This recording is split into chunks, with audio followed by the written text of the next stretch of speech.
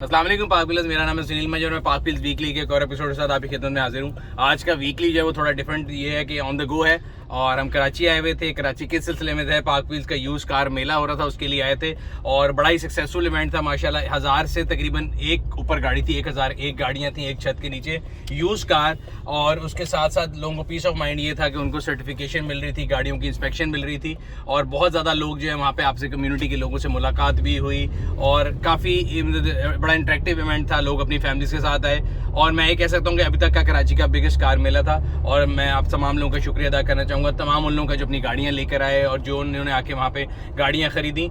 तो एक बड़ा अच्छा इवेंट था और हम कोशिश करेंगे कि इस तरह के इवेंट जो है मजीद कराची और हैदराबाद के लोगों के लिए और बाकी तमाम शहरों के लोगों के लिए भी लेकर आते रहें।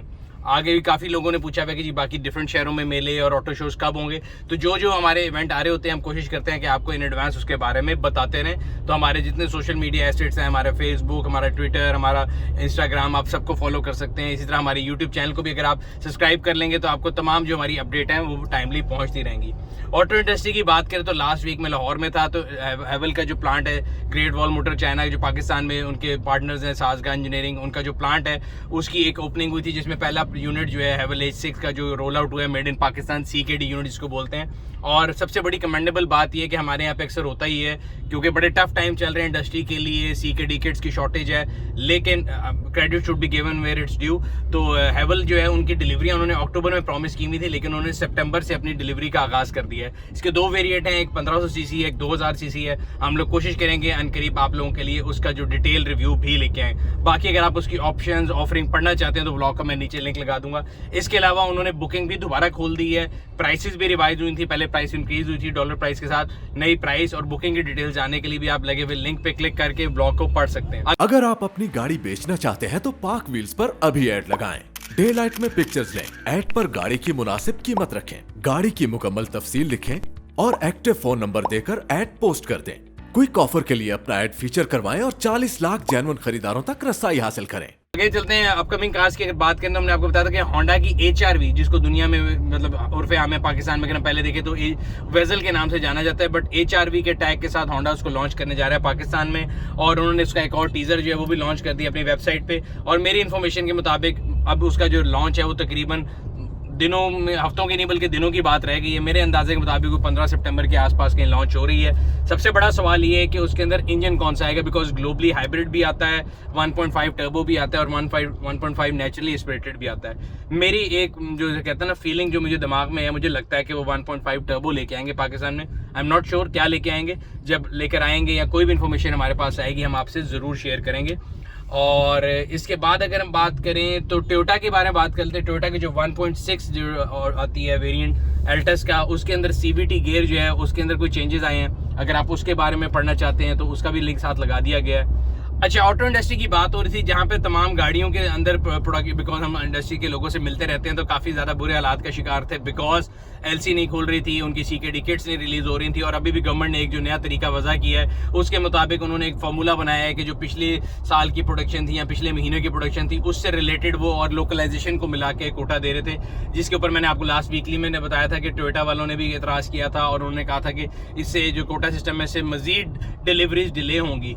इसी के साथ साथ नॉन परफॉर्मिंग डेज जो हैं उनके बारे में भी एक आर्टिकल है, उसको भी मैं आपको लिख दूंगा कि सुजुकी के नॉन परफॉर्मिंग डेज है। नॉन परफॉर्मिंग डेज का मतलब ये होता है कि फैक्ट्री उतने दिन बंद रहेगी। कोरोला के तो ऑलरेडी पिछले तकरीबन एक महीने से हम आपको बताते आ रहे हैं कि 15 नॉन प्रोडक्टिव डेज होते हैं। तो इन तमाम चीज़ों से इंडस्ट्री की मुश्किलात में इजाफा हो रहा है, लोगों को डिलीवरीज के मसाइल हो रहे हैं। जहाँ गाड़ियों की डिलीवरी के मसाइल हैं वहाँ पे ऑटो पार्ट्स की डिलीवरी भी ऑब्वियसली उसी तरह पोर्ट पे आते हैं और क्लियर होते हैं। तो MG का कहना ये है कि उनको जो सामना है पार्ट्स की जो है नॉन अवेलेबिलिटी की रीज़न ये नहीं है कि वो सीरियस नहीं है इसमें। उनका कहना ये है कि उनकी जो शिपमेंट है वो आई हुई है बट उसके जो क्लियर होने में जो है मसाइल का शिकार है, जिसकी वजह से ये डिलेज हैं, but they are committed to their customers और वो अनकरीब अपनी लोकल प्रोडक्शन जो है उसको शुरू करने के अंदर भी बहुत ज़्यादा सीरियस हैं। सो इस बारे में भी हमें जो न्यूज़ मिलेगी हम आपको ज़रूर बताएंगे।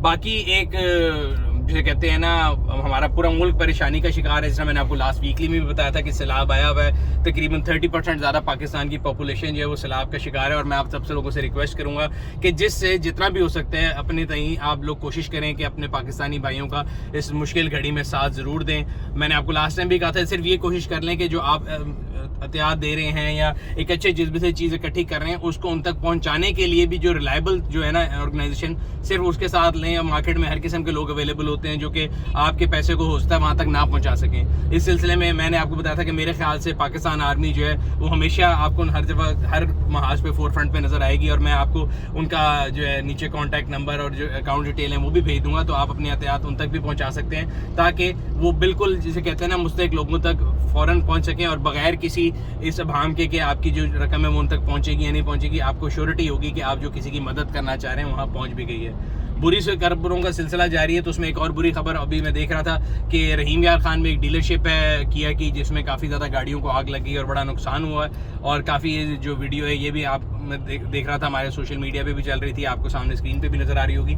एक अनफॉर्चुनेट इवेंट है, खासतौर पर एक ऐसे टाइम पे कि जब मार्केट में पहले ही गाड़ियों की सप्लाई जो है वो कम है, और उस मौके पर अगर इतनी ज़्यादा एकदम सप्लाई जो है उसका मार्केट से गायब हो जाना मेरे ख्याल से इस मार्केट के लिए भी एक अच्छी न्यूज़ नहीं, और जनरली वैसे भी पाकिस्तान में बिजनेसेस के लिए अच्छी न्यूज़ नहीं है। और ये आए दिन हमारे मुल्क में कई जगहों पे होता है, शॉर्ट सर्किट से जो आग के वजूहात है, आग के जो वाक़यात हैं उनमें इजाफा हो रहा है, जो कि मेरे ख्याल से किसी भी आम आदमी के लिए और ख़ासतौर पे कारोबारों के लिए परेशानी का जो है सामना करना पड़ता है लोगों को इसकी वजह से। और हम कराची की सड़कों पे फिर रहे हैं, और कराची की सड़कों से पिछले हफ्ते से सबसे ज़्यादा न्यूज़ जो है घसीटती हुई 2 गाड़ियों के बारे में आपने सोशल मीडिया पर देखी होगी, और मैंने देखा है कि जो सोशल मीडिया के अलावा बाकी जो फॉरेन मीडिया, इंटरनेशनल मीडिया है, वो उसको बड़ा गलत रंग दे के जो है ना मीडिया में प्रेजेंट किया जा रहा है, और हर जगह खबरें लगाई जा रही हैं कि जैसे कोई हम चोर कौम है कि जी लंदन से चोरी हुई गाड़ी पाकिस्तान से मिल गई, और हर बंदे ने एक अपनी थ्योरी बनाई हुई है, कोई किसी सियासतदान का नाम ले रहा है, कोई किसी सियासतदान का नाम ले रहा है। तो मैं आप लोगों से हमेशा ये कोशिश करता हूँ, बात बताता हूँ कि चीज़ को पहले तस्दीक करें और फिर उसके बारे में न्यूज़ दिया करें। और गाड़ियों से रिलेटेड कोई भी न्यूज़ अगर आपको चाहिए तो वो पाक व्हील्स के ब्लॉग पे मिलेगी, उसके अलावा आप कहीं भी जाएंगे तो आपको धोखा ही मिलेगा।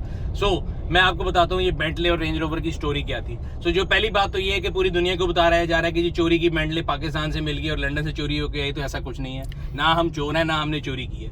2014 मॉडल की बेंटले मुलसेन थी, जो कि 2019 में पाकिस्तानी पोर्ट पे लाई गई, 5 साल पुरानी गाड़ी, जो कि पाकिस्तान के कस्टम के लॉ के मुताबिक क्लियर नहीं हो सकती। अब वो क्लियर कैसे हुई थी? बिकॉज वो एक डिप्लोमेटिक गुड थी। डिप्लोमेटिक गुड ये होती है कि पाकिस्तान में जितने फॉरेन जो डिफरेंट कंट्रीज के डिप्लोमेट्स आते हैं उनको एक इम्यूनिटी हासिल है, उसमें वो पाकिस्तानी रूल अप्लाई नहीं होते, ना उनको कस्टम देना पड़ता है, ना उनके लिए एज लिमिट गाड़ी की वो है, तो इसलिए वो डिप्लोमेटिक गुड के अंदर डिक्लेयर की गई। उसका प्रोसीजर भी होता है कि उसका एक्सपोर्ट सर्टिफिकेट बनता है, फिर पाकिस्तान आते हैं, एंट्री फाइल होती है, जिस तरह आम गाड़ी की एंट्री फाइल होती है, बट जीडी में ड्यूटी की जगह उसके डिप्लोमेटिक जो उनके सारे डॉक्यूमेंट्स हैं वो लगते हैं। अब बल्गारियन एम्बेसी के एम्बेसडर थे वो प्रोफेसर, उनका कोई नाम है समथिंग फ्रॉडिया समझ लेते हैं, तो उन्होंने जो बेसिकली वो गाड़ी मंगाई थी और उनके डिप्लोमेटिक जो इम्यूनिटी है उसके तहत वो गाड़ी आई, 2019 में क्लियर हो गई और वो यहाँ पे इस्तेमाल करते रहे। उसके बाद 2020 में उनको करप्शन चार्जेस पे उनकी एम्बेसी ने यहाँ से वापस बुला लिया और वो अपने मुल्क चले गए। 3 साल बाद बल्गेरियन एम्बेसी ने पाकिस्तान में कस्टम हुकाम को ये खत लिखा कि हमारी एक गाड़ी यहाँ पे आई थी, जो हमारे एम्बेसडर साहब भी चले गए, वो गाड़ी हमें मिल नहीं रही। तो इस तरह उस गाड़ी की खोज स्टार्ट की गई, करते करते करते पता लगा कि जी वो सिंध एक्साइज में भी रजिस्टर हुई हुई है, जो कि एक मेलाफाइड चीज़ है, हो नहीं सकती, मगर वो अगेन उस एम्बेसडर के नाम ही रजिस्टर्ड थी। और उस गाड़ी को ट्रेस करते करते हमारे जो कस्टम हुकाम है और पुलिस वाले, बड़ी मैं उनको इस बात पर दाद दूंगा कि वो उस गाड़ी को ट्रेस करते करते एक घर तक पहुंचे, उन्होंने वो गाड़ी वहाँ से रिकवर की, और फिर जो तफसील शुरू हुई कि जिस कार डीलर ने वो गाड़ी बेची थी उन्होंने बीच में कोई और इन्वॉल्व थे, आहिस्ता आहिस्ता करते करते एक और गाड़ी भी उन्होंने उसी तरह रिकवर की, जो कि अभी तक एलिजिडली नॉन कस्टम है, उसके बारे में भी कोई हतमी फैसला नहीं हुआ जब तक उसका मालिक सामने नहीं आएगा, डॉक्यूमेंट्स का जो प्रोसीजर होता है वो नहीं होगा।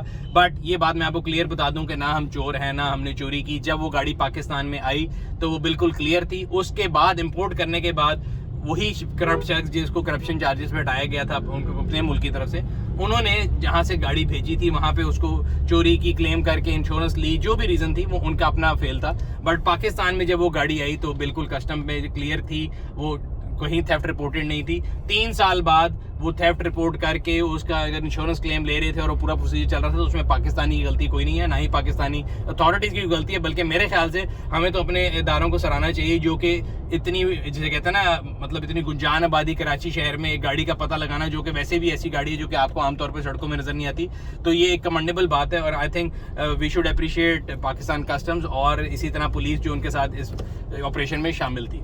अगली खबर जो है वो पंजाब एक्साइज की तरफ से है। अगेन मैं आपको बताता होता हूँ कि गलत बातों पे ध्यान मत दिया करें। मैं सोशल मीडिया पे पढ़ रहा था कि जी बायोमेट्रिक का निज़ाम जो है वो ख़त्म कर दिया गया है और अब तो पुराना पर निज़ाम शुरू हो जाएगा।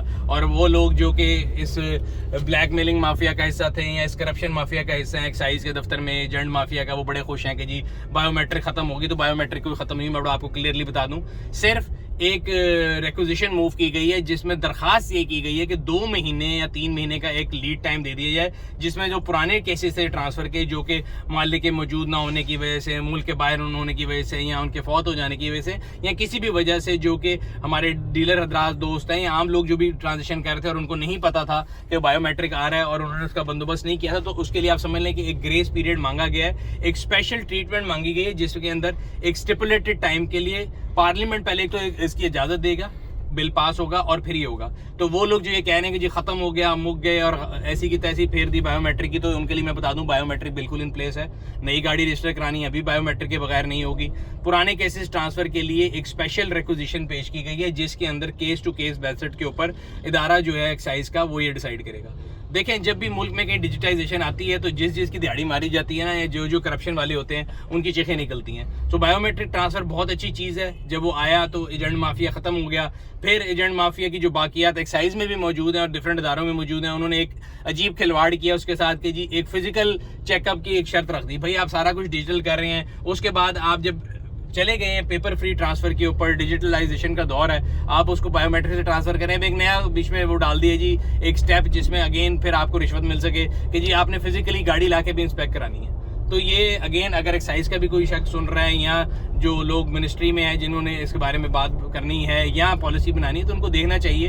हम 2022 में हैं, दुनिया डिजिटाइजेशन पे जा रही है। एक तरफ हमारे मुल्क में भी काफ़ी ज़्यादा अगर हम इदारों में देखें तो डिजिटाइजेशन हो रही है, जो कि बहुत अच्छी बात है। और अगर उसके समरात हमारे पास आ रहे हैं जिसमें करप्शन फ्री है, अगर आप देखें तो पंजाब एक्साइज का जो रेवेन्यू है वो टोकन के टैक्स की मद में मेरा ख्याल है मल्टीपल टाइम्स बढ़ा है जब से आपने डिजिटाइजेशन की है उसकी टोकन टैक्स कलेक्शन की। इसी तरह ट्रांसफर्स का जो भी था डेटा वो भी आपको शो करेगा कि ट्रांसफर बढ़ गई थी। उसमें इस तरह की चीज़ें लकूने डालना कि जी आपने उसको फिजिकल एक्टिविटी जाके चेक कराना है, तो ये एजेंट माफिया की गेम है और ये थोड़े अरसे के लिए चलती हैं। आप किसी को नवाजने के लिए आज दे देंगे, इन लॉन्ग टर्म आप डिजिटाइजेशन के रास्ते में खड़े नहीं हो सकते। तो इसलिए ऐसी चेंज को रोकने की कोशिश करनी चाहिए जो कि आप रोक सकें, वरना अगेन पानी के बहाव के साथ इंसान बह जाता है। इसी तरह ये जो अगर आप करप्शन का बाजार के कितने अरसे तक चला लेंगे, आज नहीं तो कल, कल नहीं तो परसों ये डिजिटाइजेशन होके रखिए। अच्छा, हम आप लोगों से हमेशा कहते हैं कि अपनी वीडियोस के नीचे भी हम कहते हैं, अपनी हर प्रोडक्ट के बारे में कहते हैं कि अगर आपको कोई फीडबैक हो तो हमें ज़रूर दिया करें। हम लोग अपनी प्रोडक्ट को आपकी फीडबैक से बेहतर बनाते हैं। तो अक्सर लोगों का ये हमें फीडबैक मिलती थी कि जब आपकी इंस्पेक्शन सर्विस है, हम गाड़ी चेक कराते हैं, तो जब गाड़ी लेनी होती है तो सिर्फ एक नहीं 2 या 3 या 4 गाड़ियाँ लोग चेक करा रहे होते हैं और उनका ख्याल था कि फिर जो इंस्पेक्शन की फीस है वो उनको थोड़ा भारी साइड पे लगती थी कि अगर वो 4 या 5 गाड़ियाँ चेक कराएं तो थोड़ी महंगी लगती है। तो उसके लिए हम लोग एक बंडल ऑफर लेके आए हैं। तो अगर आपने गाड़ी खरीदनी है तो आप एक बंडल ऑफर ले सकते हैं जिसमें 3 और 5 गाड़ियों के बंडल है। बिकॉज अक्सर हमने ये रिसर्च से देखा है कि जो भी गाड़ी खरीद रहा होता है वो पहली गाड़ी देख के उसी को नहीं खरीद लेता, बल्कि उसको थोड़े टाइम के साथ साथ 1 या 2 या 3 गाड़ियां वो कंसिडर कर रहा होता है। तो इसको फीडबैक को लेते हुए हम लोगों ने अपनी सर्विसेज को बेहतर बनाते हुए आप लोगों के लिए नई ऑफर लेके आए और बंडल ऑफर है जिसमें 3 का बंडल है, 5 का बंडल है और आपको सर्टेन परसेंटेज ऑफ दी जा रही है इंस्पेक्शन चार्जेस के ऊपर। तो उसके लिए भी आपके सामने स्क्रीन पे जो है वो डिटेल आ रही है और नीचे मैं लिंक भी लगा दूंगा जिसपे आप क्लिक करके हमारी जो बंडल ऑफर्स हैं इनको देख भी सकते हैं और इनका फायदा भी उठा सकते हैं। तो ये था आज का वीकली, उम्मीद करते हैं आपको पसंद आया होगा। अगर अभी तक आपने हमारे चैनल को सब्सक्राइब नहीं किया, सब्सक्राइब करें, बेल आइकन पर क्लिक करें ताकि आपको तमाम वीडियोस के बारे में नोटिफिकेशन मिलता रहे। आपसे अगले हफ्ते फिर मुलाकात होगी, तब तक अपना और अपने गिरदो नवा के लोगों का ख्याल रखिएगा। शुक्रिया। हम अभी ये रास्ता ढूंढ रहे हैं, ढूंढ लेते हैं ताकि पहुंचे आगे, और आप वीकली देखें और अपनी फीडबैक से हमें ज़रूर आगाह कीजिएगा। Thank you.